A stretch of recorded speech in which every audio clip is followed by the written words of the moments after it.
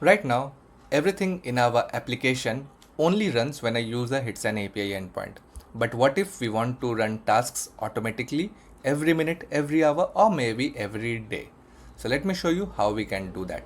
Up until now, in this series, we have built a solid backend system using Docker, Nginx, Redis caching, Redis queues with Horizon. But there's one missing part, and that is automation. So why do we need automation? We need automation to do tasks like sending uh, user notification, reminders, a database cleanup, database backup, running reports. To do all these tasks, we need automation. But right now, we have to do this task manually, and that's not practical. So in here comes in Laravel scheduler, which lets us define some tasks in our code and run them automatically without any manual intervention. So let's see how we can do that. You can see this is our application up and running. This is our project repo, and these all are our containers which are also up and running. All right, so the first thing we need to do is to define the task that we need to run automatically. Okay, and we will do that by creating a command inside our Laravel application. So let's go inside our Laravel container, uh, docker exec dash it, that means interactive, and then the name of our container, Laravel container, and bash. Alright, so now we are inside our Laravel container. In here I will write php artisan make command, and let's call this send task reminder. Okay, so this is already created, you can see. Okay, so if this looks different, this is because we are using Laravel 13. All right, now in this handle function method, we will define our task that we want to run automatically. Okay, in here can be anything, but for this demonstration purpose, we will simply log it into our log file. Okay, for that we will write log uh, successfully at and the time. Okay, this is using the wrong log. Let me import the correct one. It's illuminate support facades log, right? So this is how we define our task or command that we want to execute automatically. But now the second part, at what interval? Okay, at what interval we want to run this automatically? And for that we need to open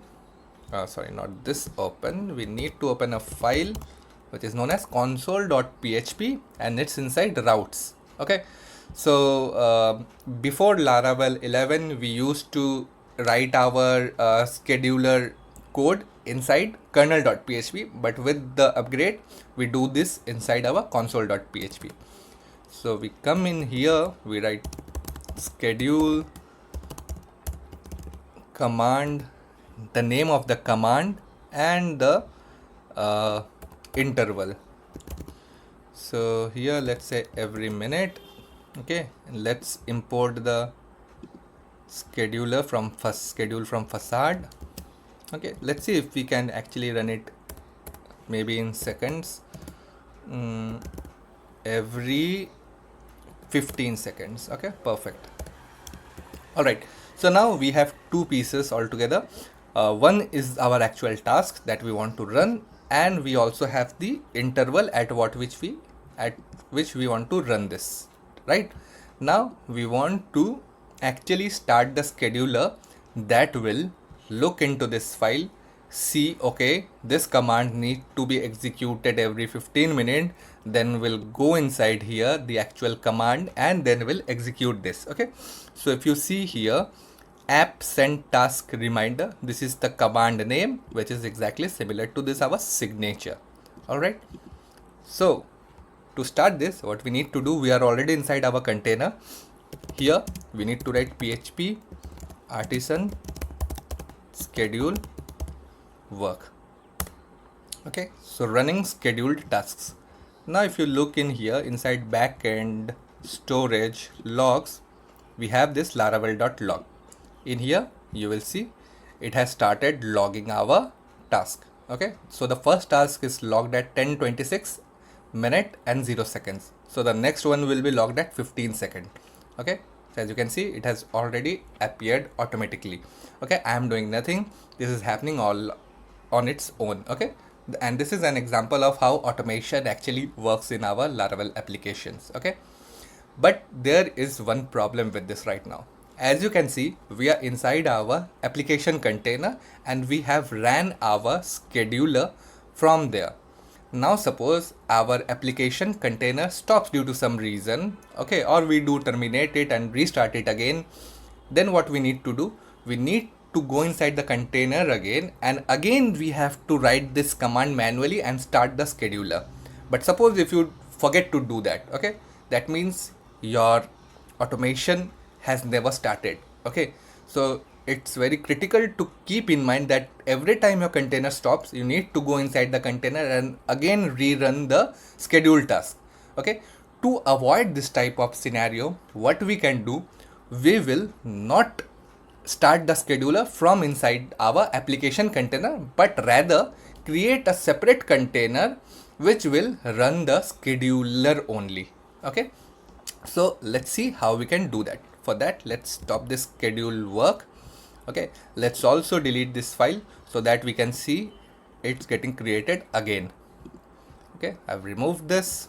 Okay, now let's do one thing. Let's exit our container. Okay, let me down all the containers. Okay, so all the containers have stopped. Now let me open our Docker file. Sorry, not Docker file, Docker compose file. So in here we have all our services, and let's create a new service which is our scheduler service.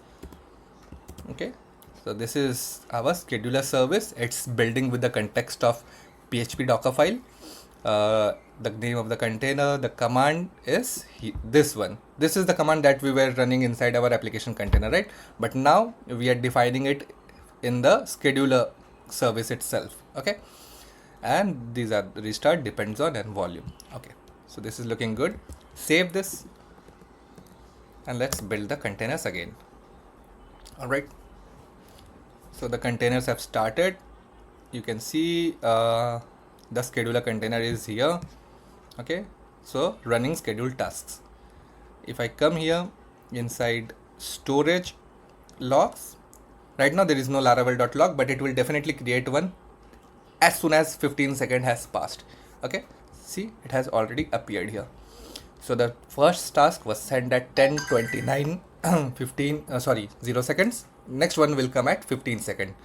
Okay, so it should be here soon. All right, so this is working exactly as expected, but it has improved.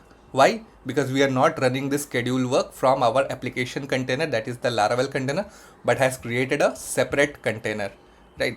So both are independent to each other, and this is how application in production and in real world should be built. So I hope you got to learn how scheduler works in Laravel. If you really enjoyed this video, make sure to subscribe, like, and share this video. And in the next video, we will go through this entire docker compose.yaml file to see what are the services that we are using in this entire series.